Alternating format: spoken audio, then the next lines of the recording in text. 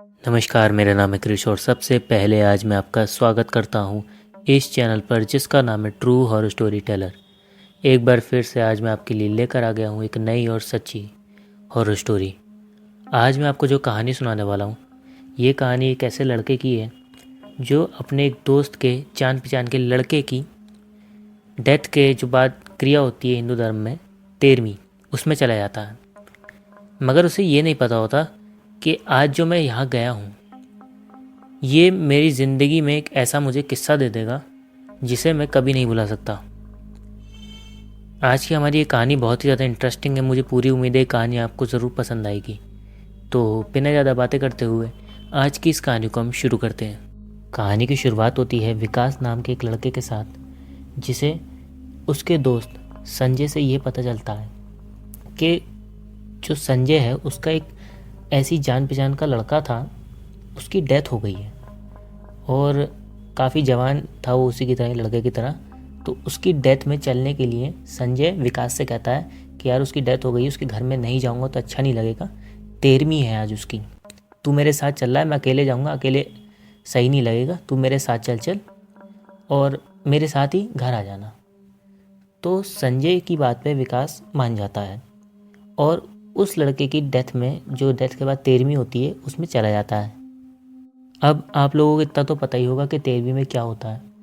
जो भी जान पहचान के लोग आते हैं उन्हें सब खाना खिलाया जाता है और पंडितों को जिमाया जाता है 13। तो ऐसा ही सब वहाँ हो रहा था। जब विकास और संजय बैठ कर के खाना खा रहे होते हैं वहाँ पे, तभी संजय को कोई काम आ जाता है तो वो वहाँ से उठ कर के चला जाता है। विकास वहीं बैठ कर के खाना खा रहा होता है। तभी एक और लड़का आकर के विकास के बराबर में बैठ जाता है। वो लड़का खुद से ही विकास से बातचीत करना शुरू कर देता है। वो विकास से ये कहने लगता है कि मुझे मेरे घर वाले बहुत परेशान करते थे अचानक से ही, और मैं अपने घर वालों से बहुत परेशान हूँ, उन्होंने कभी मुझे प्यार से नहीं रखा, तुम्हारा घर कैसा है, ऐसी बात विकास से करने लगता है। विकास कहता है अरे भाई क्या हो गया, मेरा घर तो ठीक है, मेरे परिवार वाले ऐसे नहीं हैं, तुम्हारे घर वाले ऐसे हैं, सब बातचीत चलने लगती है।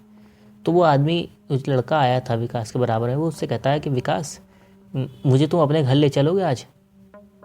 तो विकास कहता है क्यों, क्या हुआ? बोले मैं भी तुम्हारे घर में रहना चाहता हूँ, तुम्हारे से घर में मिलना चाहता हूँ सबसे, और देखना चाहता हूँ तुम्हारा एक अच्छा परिवार कैसा होता है। तो विकास कहता है अरे भैया आ जाइए, तेरी मर्जी, अभी संजय के साथ चलेंगे, तू भी चलिए मेरे साथ। तो वो लड़का कहता है अच्छा पक्का मैं चलूँ? तो विकास कहता है हाँ चलना। अब वो लड़का बराबर बैठा होता तो उससे ही विकास ये पूछता है कि भाई एक बात बताओ, ये जो लड़का जिसकी डेथ हुई है ये कैसे डेथ हो गई इसकी? विकास कहता है उससे कि भाई मुझे असल में पता नहीं कि ये दिखता कैसा है, क्योंकि मैं अपने दोस्त के साथ आया हूँ, मेरी जान पहचान नहीं है यहाँ पे। दोस्त आ रहा था, उसने मुझसे कही तू भी चल, हम दोनों ही साथ आए हैं, संजय के साथ आया हुआ हूँ, संजय जानता था उसे, है कौन, कैसे हुई डेथ इसकी? तो वो लड़का बराबर में हंसने लगता है। वो कहता तुम्हें नहीं पता कैसा दिखता था वो? बोले मेरी ही तो डेथ हुई है। कैस कहता है क्या पागल हो गया क्या भाई? बोले और मेरी 13वीं में तो तुम खा रहे हो, तुम्हें नहीं पता? अरे बताओ कैसी बातें कर रहे हो तुम? क्या करके वो लड़का वहाँ से उठ के चला जाता है। अब विकास कहता है कि दिमाग से हिला हुआ था क्या ये?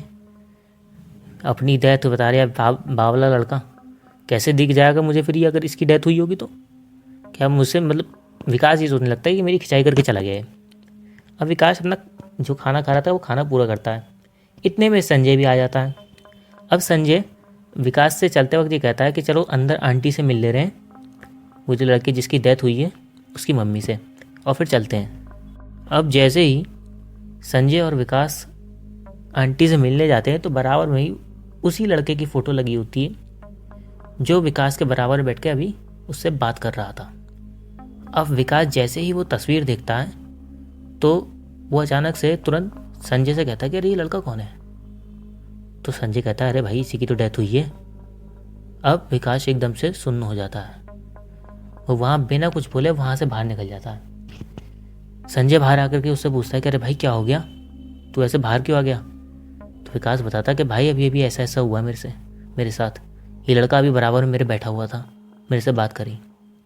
तो संजय कहता है, अरे पागल, क्या वहम हो गया होगा तुझे, ऐसे कैसे हो सकता है, कैसे आ जाएगा, इसी की तो डेथ हुई है, यही तो दोस्त था मेरा, तुझे वहम हो गया होगा, ऐसा कुछ नहीं हो सकता, और चल घर चल, तू अब घर में जा, बहुत हो गया, तुझे वहम हो रहा है यहाँ पे सब, तूने फ़ोटो वोटो देख ली होगी इसके आसपास, तुझे लगने लगा ऐसा।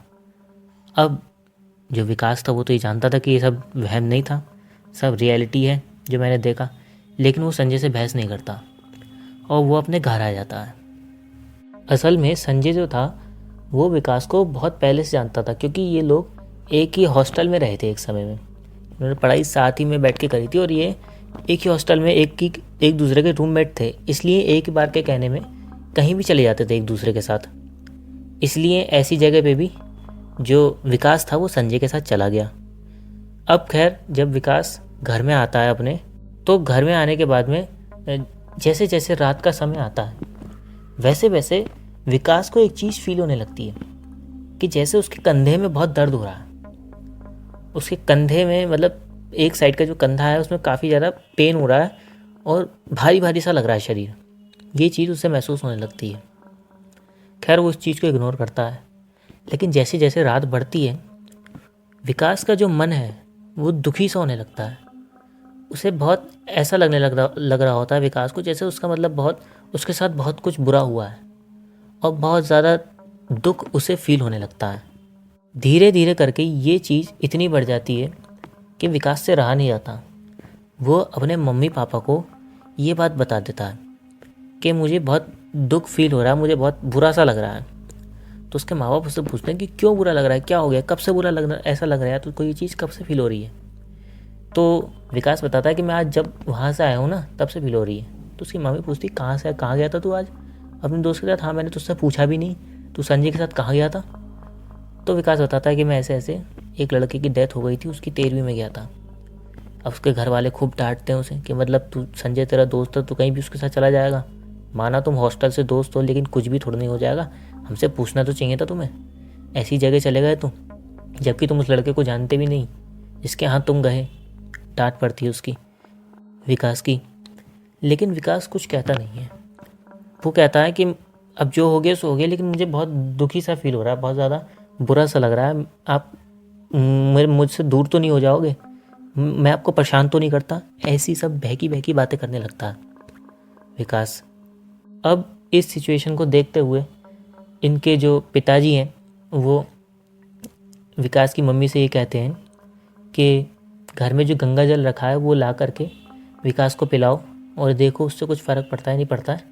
ये सब चीज़ें हो गई हैं, उसको नहलाओ, सब ऐसी जगह से आया है, कपड़े वपड़े बदलो उसके नहलाओ, सब शुद्ध हो जाएगा, सब ठीक हो जाएगा धीरे धीरे। वहाँ की जो सब दुख वो रो रहा होंगे वहाँ पे लोग, वो उसके दिमाग में बैठ गई दिखे हो सकता है। अब ये सब बातें जब विकास के माता पिता कर रहे होते हैं तभी विकास ये जो किस्सा, यानी उस लड़के की जो डेथ हो गई थी और वो बराबर में आकर के ऐसे करके बैठा, ये किस्सा भी अपने माता पिता को बता देता है। विकास की एक बहन भी थी, वो भी इस बीच में इन्हीं के पास बैठी हुई थी। अब सब लोगों को ये बात जब पता चलती है तो वो ये सोचते हैं कि शायद वहाँ पे इसने कोई, जैसे संजू ने सोचा था कि इन्हें चेहरा वहरा देख लिया होगा तो इससे वहम हो गया, ऐसा नहीं हो सकता। खैर इसके लिए ये लोग कहते हैं कि फ़िलहाल इसे गंगा जल पिलाओ और सब पूजा पाठ करो, ठीक हो जाएगा। ऐसा ये लोग करते हैं। पूजा पाठ करके विकास कहता है अपने घर में कि आज मम्मी पापा मैं तुम दोनों के साथ सो जाऊं। तो ये दोनों कहते हैं कि बेटा हम भी तुझसे यही कहने वाले थे, आज तो हमारे साथ सो जा, अलग मत सो, तेरा मन ऐसे ही हो रहा है, दुखी हो रहा है, तो आज हमारे साथ सो जा। अब ये लोग एक साथ सब चारों सो जाते हैं। रात का टाइम हो जाता है। रात के टाइम 2-2:30 बजे के आसपास विकास की जो बहन थी उसकी आँख खुलती है। उसकी आँख खुलती है तो उसे अपने घर में से रोने की आवाज़ आने लगती है। उसे ऐसा लग रहा होता है कि घर में कोई रो रहा है। तो वो अपनी मम्मी से कहती है कि मम्मी ज़रा देखिए, उठियो ज़रा, ये देखियो कैसे रोने की आवाज़ आ रही है। अब इसकी मम्मी उठती है तो ये लोग ये देखते हैं कि विकास इनके पास जो सो रहा था वो वहाँ नहीं है। अब ये तीनों एकदम से उठ जाते हैं, उठ करके घर में विकास को ढूंढने लगते हैं। ये धीरे धीरे करके उस रोने की आवाज़ के पास पहुँचते हैं तो ये देखते हैं कि वो आवाज़ इनकी छत पे से आ रही है। और छत पे जाकर के जब ये देखते हैं तो वहाँ पर एक कोने में विकास बैठा हुआ रो रहा होता है। वो ये कह रहा होता है कि मम्मी पापा, मैं आपको छोड़ के कहीं नहीं जाऊँगा, मुझे बहुत दुख हो रहा है, मैं आपको छोड़ के कहीं नहीं जाऊँगा, और ये सब लोग मुझे लेने आए हैं, ये लोग ही देखो, इतने सारे लोग ये मुझे लेने आए, मुझे लेके जाना चाह रहे हैं यहाँ से। अब इसके मम्मी पापा देखते हैं विकास की, अरे ये कैसी बातें कर रहा है। वो इसको ले करके थोड़ी ताकत लगा करके वापस घर में लेके जाते हैं छत पे से, क्योंकि ये वहाँ से जाना नहीं चाह रहा होता उसको कोने में से। लेकिन ताकत लगा करके ये तीनों किसी तरीके से विकास को घर में लेकर आते हैं। घर में आने के बाद में विकास ऐसे ही रोता रहता है लगातार। वो बहुत मतलब बहकी बहकी बातें करने लगता है कि मम्मी पापा, मैं आपको परेशान तो नहीं करता हूँ, ये सब मुझे लेके जाना चाह रहे हैं और मैं इनके साथ नहीं जाऊँगा, मुझे अभी आपके साथ और रहना है, मुझे अभी नहीं जाना। ऐसी बातें करने लगता है विकास। धीरे धीरे करके ये चीज़ बढ़ती रहती है। विकास लगातार रो रहा होता है।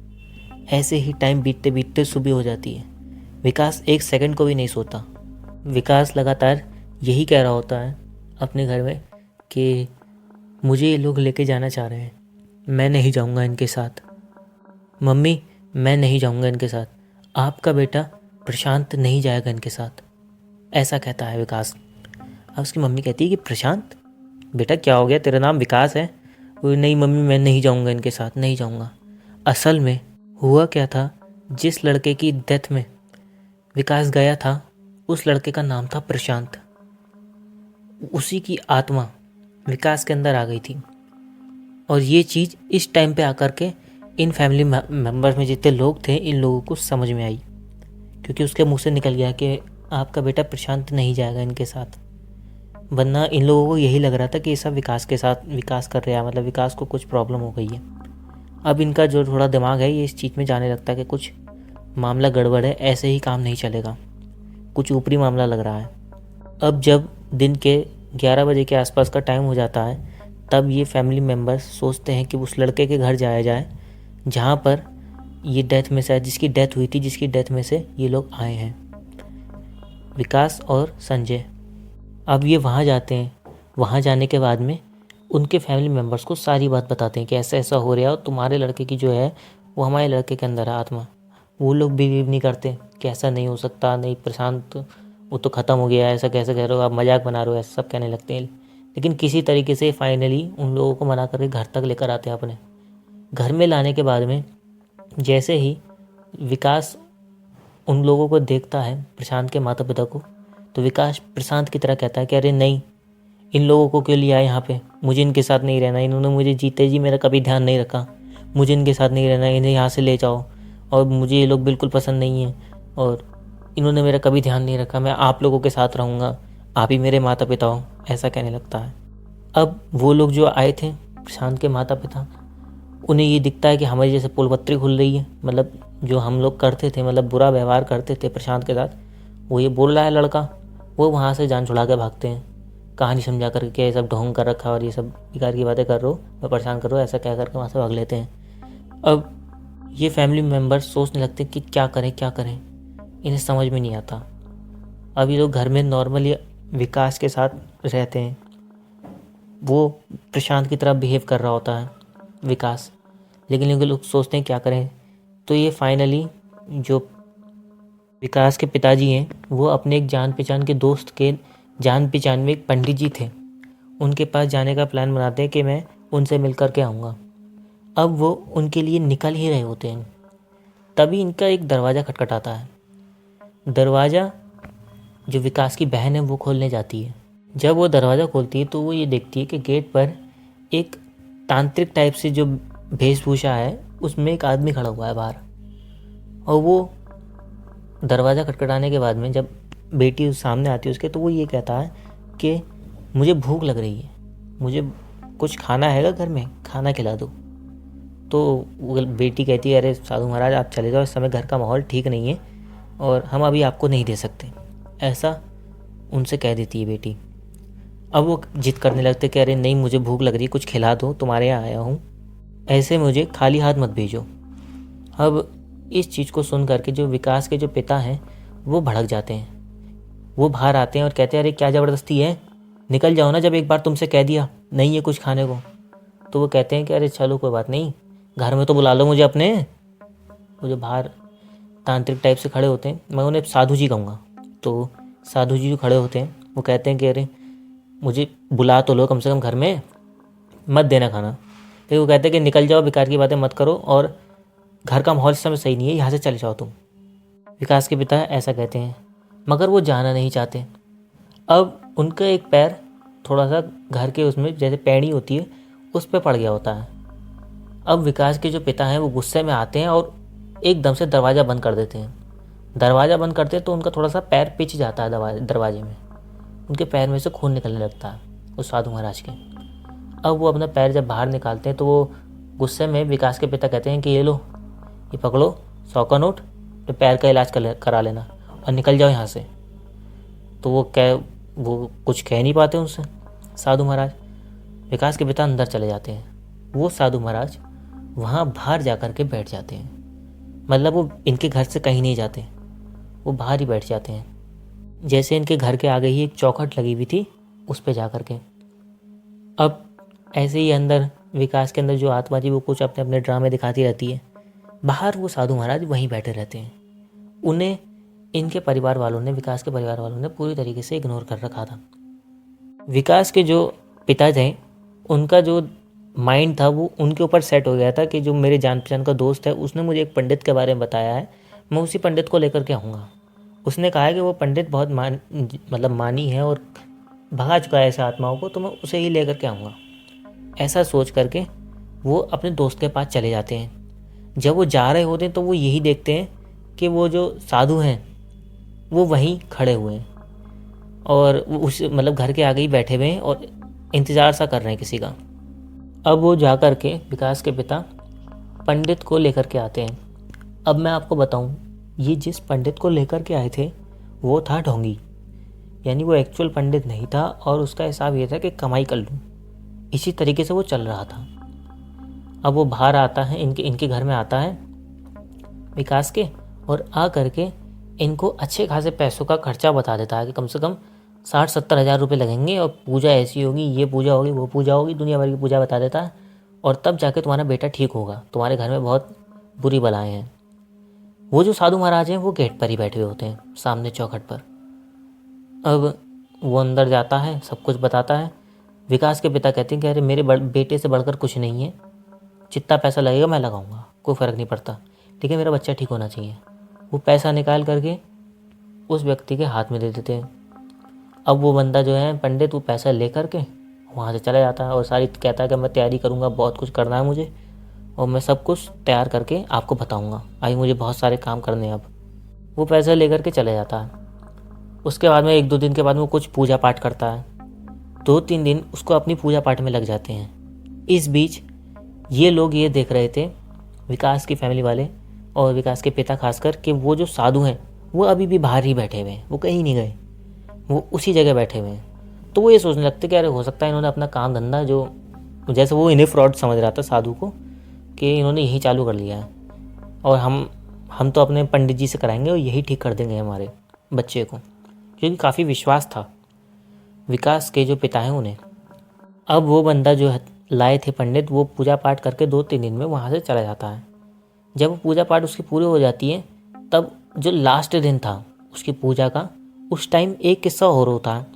जब वो पूजा करके अपना लास्ट कर रहा होता है कि हाँ शरीर से चली जाएगी आत्मा, तभी विकास एकदम से चलता हुआ उनके पास आता है उस पंडित के, और उससे कहता है कि अरे पंडित जी, मैं प्रशांत हूँ और मैं माफ़ी मांगता हूँ आपसे, और मैं 3 दिन के बाद में यहाँ से चला जाऊँगा। मैं आपकी पूजा से बहुत डर गया हूँ और मैं 3 दिन के बाद में इसके शरीर को छोड़ के चला जाऊँगा। तो वो जो पंडित है वो और खुश हो जाता है कि देखो मेरी पूजा पूरी हो गई। असल में ये जो थी, ये उस आत्मा की चाल थी। वो जो आत्मा, प्रशांत की आत्मा विकास के अंदर घुसी हुई थी, उसकी ये चाल थी कि मैं इस पंडित को सही बता दूंगा तो ये जो विकास के फैमिली वाले हैं ये कुछ भी करना बंद कर देंगे। और 3 दिन का उसने टाइम इसलिए बताया था क्योंकि 3 दिन के बाद में उसके शरीर में परमानेंटली प्रशांत ठहर जाता और विकास की आत्मा वहाँ से चली जाती, इसलिए उन्हें 3 दिन का टाइम बताया था। अब वो पंडित वहाँ से पूजा करके चला जाता, पैसा कमा को मुँह के, और उसके जाने के बाद में एकदम से ये लोग ये देखते हैं कि विकास भी अपने नॉर्मल बिहेव करने लगता है, तो उन्हें और लगने लगता है कि अरे अब सब कुछ ठीक हो गया, अब सब कुछ उस पंडित ने ठीक कर दिया। ये चीज़ ये नहीं देखते कि अभी भी वो साधु महाराज, वो जो संत हैं, वो इनके घर के बाहर ही बैठे हुए हैं। अब जिस दिन पंडित पूजा करके गया था इनके घर से, उसके अगले दिन रात के टाइम में जो विकास है वो अपने पिता से ये कहता है, मतलब उसके अंदर शरीर में जो आत्मा है वो भी विकास की तरह बिहेव करने लगती है। अब तो मैं शॉर्टली ये कह रहा हूँ कि विकास ये कहता है, तो विकास अपने पिता से ये कहता है कि पापा मेरा रबड़ी खाने का बहुत मन कर रहा है, मुझे 2 किलो रबड़ी ला के दे सकते हो, मैं बहुत सारी रबड़ी खाना चाहता हूँ, मेरा बहुत मन कर रहा है खाने का। अब वो ये देखते हैं विकास के पिता कि अरे मेरा बच्चा अब ठीक हो रहा है, खाने पीने की जिद कर रहा है, क्योंकि इन दिनों में विकास ने सोना भी बहुत कम कर दिया था और खाना पीना बहुत नाक के बराबर खाता था। वो खुश हो जाते हैं, तो वो कहते हैं कि हाँ बेटा अभी लेकर आ रहा हूँ तेरे लिए 2 किलो क्या 3 किलो रबड़ी लेकर आता हूँ, अभी जा रहा हूँ बस। अब वो रात के टाइम में बाहर निकल जाते हैं। रबड़ी लेकर के जब वो लौट रहे होते हैं तब वो ये देखते हैं कि अभी भी वो संत वहीं बैठे हुए हैं। अब वो साधु महाराज ये जो विकास है इसके पिता को अपने पास बुलाते हैं और बुला करके इनसे ये कहते हैं कि अरे मुझे तो आप मानते नहीं हो, आपने ये सोचा है कि आपका बेटा ठीक हो गया है, बस 1 मिनट आप मेरे पास रुक जाओ, आप चले जाना वापस। तो वो कहते हैं अरे भैया और पैसे ले लो, मैं अपने बेटे पे इतना पैसा फूंक चुका हूँ, तुम भी ले लो पैसे, लेकिन मेरा दिमाग ख़राब मत करो, लो और लो पकड़ लो। तो वो साधु महाराज कहते हैं संत जी कि पैसे की बात कर रहा है, तूने 100 रुपये दिए थे उस दिन मुझे, देख वहाँ देख साइड में किनारे में। वो देखते हैं विकास के पिता, तो इनकी गेट के किनारे में ही वो 100 का नोट वैसे का वैसा वहीं पड़ा होता है। तो कहते हैं वो संत जी कि मुझे पैसा नहीं चाहिए, जा अपना नोट उठा ले, मुझे पैसा नहीं चाहिए। वो जा कर के अपना पैसा उठा लेते हैं और वो आके खड़े हो जाते हैं संत के पास। संत उनसे कहते हैं कि बेटा देख मैं तुझे कुछ दिखाता हूँ, तू बस मेरे पास 2 मिनट खड़ा हो जा, उसके बाद में जो मैं कहूँगा वो तू करेगा, तू मेरी बात मानेगा। उसके बाद में तेरे शायद जो बेटा है उसके शरीर में से वो जो आत्मा है वो नहीं गई है, और अब देख तुझे क्या दिखाता हूँ। वो अपने मतलब पास में से थोड़ी सी भभूत सी निकालते हैं वो संत, और वो भभूत निकाल करके विकास के जो पिता हैं इनके माथे पे लगा देते हैं। विकास के पिता कहते हैं अरे भाई साहब क्या कर रहे हो, क्या कर रहे हो आप ये सब। तो वो कहते हैं कि बेटा ज़रा अपनी आंखें बंद करना। तो विकास के पिता आंखें बंद करते हैं। फिर वो संत जी कहते हैं कि बेटा अपनी आंखें खोलो। अब जैसे ही विकास के पिता अपनी आंखें खोलते हैं तो वो ये देखते हैं कि बहुत सारे मतलब जैसे यमदूत टाइप से लोग, और अजीब सी मतलब रोशनी उनकी तरफ से निकल रही है। वो इनके दरवाजे पे खड़े हैं, और वो इनके दरवाजे पे खड़े होकर के उनके हाथ में कुछ हथियार है, वो जैसे किसी का इंतज़ार कर रहे हैं। वो उनके दरवाजे पे खड़े हैं। अब इस चीज़ को देख के एकदम से विकास के पिता चिल्लाते हैं अरे ये क्या दिखा दिया, अरे पंडित साधु जी, अरे पंडित जी ये क्या दिखा दिया आपने, अब मेरे को ठीक करो, मेरे को ठीक करो। तो वो कहते हैं उस संत के बेटा ये तेरे बेटे को लेने आए हैं, अगर 3 दिन रुक गया ना तू तो तेरे बेटे के शरीर में वो जो आत्मा है वही रहेगी, तेरे बेटे को ले जाएंगे ये, क्योंकि ये किसी ना किसी को लेके जाएंगे शरीर में से। ये आए तो हैं उस लड़के को लेने, प्रशांत जिसका नाम है ना, वो जो उसकी आत्मा है ये तुम्हारे बेटे के अंदर, बोले उसी को लेने आए हैं ये। उसका समय हो गया, वो जाने को मना कर रहा है। वो जब जाने वाला था उसी समय में तुम्हारे बेटे ने उससे वादा कर दिया कि मेरे घर पे चलो, इसलिए ये यहाँ खड़े हुए हैं। और ये दरवाजे पे इसलिए खड़े हुए हैं क्योंकि तुमने मेरा खून वहीं गिराया था बेटा, इसलिए अभी तक तुम्हारे घर में नहीं जा पाए, वरना अब तक तो ये सब हो गया होता और प्रशांत की जगह तुम्हारे बेटे को ये ले गए होते अपने साथ। इन सब बातों को सुनने के बाद में वो संत जी से विकास के पिता कहते कि अरे संत जी आप किसी भी तरीके से मेरे बच्चे को बचा लो, ये सब लोग मेरे बच्चे को ना ले जाएं कभी उस आत्मा के चक्कर में। अब इसके बाद में वो जो संत हैं वो विकास के पिता को लेकर उनके घर में जाते हैं। उनके घर में जाने के बाद में जैसे ही दरवाज़ा वो खोलते हैं तो पास ही में विकास की माता और उसकी बहन खड़ी होती हैं। उनके माथे पर भी संत जी वही भभूत लगा देते हैं, उन्हें भी वही यमदूत दिखने लगते हैं। अब जैसे वो उन्हें ये सब दिखते हैं तो वो एकदम से चिल्लाती हैं। तो विकास के जो पिता हैं वो उन्हें सारी बात बता देते कि ऐसा ऐसा सब हो रहा है, वही संत जी सब ठीक करने आए हैं। अब घर के अंदर ही इन लोगों को विकास दिख जाता है। वो घर के अंदर को और गहराई में को चला गया होता है बचने के लिए, क्योंकि जैसे ही संत ने दरवाजे पे कदम रखा था उसे आत्मा को ये समझ में आ गया था कि कुछ गड़बड़ हो रही है, तो वो अंदर जा कर के छुप गया था। जब वो संत जी को दिखता है विकास, तो संत जा कर के उसके माथे पर हाथ रख देते हैं और मंत्र पढ़ने लगते हैं। जब वो मंत्र पढ़ रहे होते हैं तो विकास के माता पिता ये देख रहे होते हैं कि जो विकास का चेहरा है वो विकास के जैसा नहीं दिख रहा, वो किसी और ही लड़के की तरह दिख रहा है। यानी उन्हें प्रशांत का चेहरा दिख रहा होता है जिसकी आत्मा उसके अंदर आई थी। उसके बाद में वो संत मंत्र पढ़ते हैं और एकदम से झटका सा लगता है इन लोगों को, और इन्हें वो यमदूत भी दिखने बंद हो जाते हैं, और विकास के अंदर जो आत्मा दिख रही थी प्रशांत की वो भी दिखनी बंद हो जाती है। इन्हें विकास का चेहरा वापस से दिखना शुरू हो जाता है इन सब लोगों को। अब ये लोग विकास के पास जाते हैं तीनों, और तीनों जाकर के विकास को उठाते हैं। विकास मतलब बेहोश सा हो गया होता है, लेकिन वो ठीक हो गया होता है। वो जितने यमदूत इन्हें जो अभी तक दिख रहे थे वो भी गायब हो जाते हैं, क्योंकि उन्हें जो आत्मा जिसको लेने आए थे प्रशांत की आत्मा को वो उन्हें मिल गई। जैसे ही वो शरीर से निकली वो उसे लेकर के चले गए। थोड़ी देर में विकास को भी होश आ जाता है। उसके बाद में वो संत कहते हैं कि अरे मैं यहाँ से चलता हूँ, मेरा काम पूरा हुआ। तो ये लोग पूछते कि अरे संत आप आए कहाँ से, मैं आपसे बहुत बुरा बोल गया, मुझे नहीं पता था आप ऐसे हो, और आप आए कहाँ से। ये लोग ये सब कहते हुए उनके पैरों में गिर जाते हैं और उनसे माफ़ी मांगने लगते हैं ये सभी लोग। अब उनसे ये माफ़ी मांग रहे होते हैं, इनका इस चीज़ पे ध्यान नहीं जाता कि वो कब माफ़ी मांगते मांगते वो संत वहाँ से चले गए। यानी इन्हें ये भी नहीं पता चलता वो कब वहाँ से चले गए। ये लोग भागते हुए गेट के पास जाते हैं, बाहर जाकर के झाँक कर देखते हैं, वो इन्हें कहीं पे भी नहीं मिलते। वो जैसे किसी काम को करने के लिए यहाँ इनके घर के पास रुके हुए थे, और काम करते ही वो यहाँ से चले जाते हैं। 1 सेकंड को भी नहीं रुकते वो इनके घर में। हिसाब कुछ ऐसा लग रहा था जैसे कि उन्हें कहीं से कुछ आदेश मिला हुआ हो और उन्होंने अपना काम पूरा करा और वो वहाँ से चले गए, ऐसा हो रहा था। खैर ये सब चीज़ जब ठीक हो जाती है तो विकास ये बताता है कि वो जो आत्मा थी प्रशांत की वो मुझे लगातार दिखती थी। प्रशांत की आत्मा उसे मतलब डरा के रखती थी। ऐसा लगता था विकास को कि जैसे वो अपने शरीर में तो है लेकिन उसका अपने शरीर पे कंट्रोल नहीं है, उसके शरीर को कोई और ही चला रहा है। ये चीज़ विकास को फील होती थी। विकास ये भी बताता है कि जब से मैं वहाँ तेरहवीं खा के निकला था उस घर से, उसके बाद से मेरा शरीर ऐसे ही रहा है और मेरे शरीर पे मेरा कोई भी कंट्रोल नहीं रहा है। और उन साधु ने जब वो मेरे माथे पे हाथ रखा था उसी के बाद से मुझे ऐसा लगने लगा कि मैं अपने शरीर में वापस आ रहा हूँ। उसी के बाद मैं ठीक हुआ। और जो विकास के पिता हैं उन्हें भी बाद में काफ़ी बुरा लगा था कि उन्होंने उन संत के साथ काफ़ी बुरा बिहेव करा।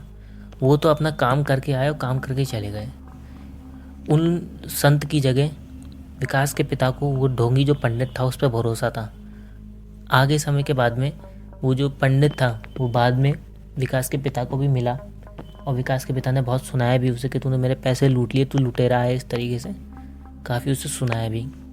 तूने कुछ करा भी नहीं और मेरा बच्चा मर जाता अगर वो संत नहीं आते मेरे पास।